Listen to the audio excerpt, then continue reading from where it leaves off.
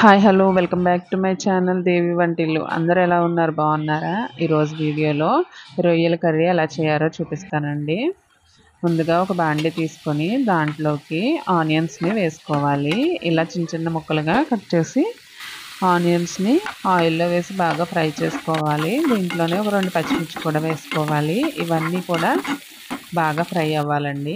చూసారు కదా, ఇలా ఫ్రై అయిన తర్వాత ఇప్పుడు దీంట్లోకి మనం రొయ్యలైతే వేసేసుకోవాలి. వీటిని బాగా క్లీన్ చేసుకొని రొయ్యలైతే వేసేసుకోవాలి. వేసుకొని వీటిని కూడా ఒకసారి బాగా కలుపుకోవాలి. ఇవి బాగా మగ్గించాలి. చూసారు కదా, కొంచెం కలర్ మారాయి. ఇలా మగ్గాలండి. మగ్గిన తర్వాత దీంట్లోకి కొంచెం పసుపు వేసుకుందాం. పసుపు కూడా వేసుకొని ఒకసారి మళ్ళీ ఫ్రై చేసుకోవాలి. ఇలా కలుపుకున్న తర్వాత ఇప్పుడు దీంట్లోకి మనం మసాలా ముద్ద అయితే వేసుకోవాలండి. అల్లం వెల్లుల్లి జీలకర్ర కొంచెం గసగసాలు వేసి ఇలా పేస్ట్లా చేసుకున్నాను నేను.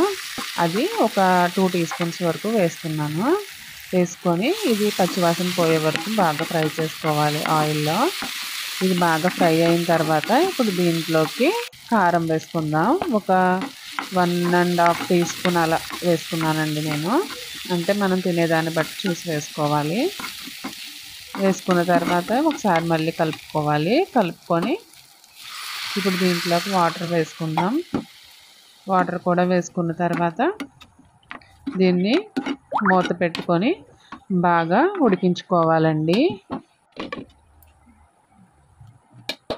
ఇదంతా కూడా బాగా ఉడకాలి. ఒకసారి మూత తీసి చూద్దాం. చూసారు కదా, ఒక 15-20 మినిట్స్ వరకు కూడా ఈ రొయ్యలు బాగా ఉడికే వరకు ఉడికించుకోవాలి.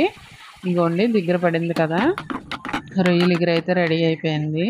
చాలా సింపుల్గా చేసుకోవచ్చు. నేనైతే ఇది మా పిల్లల కోసం అయితే చేశానండి, వాళ్ళిద్దరూ తింటారని.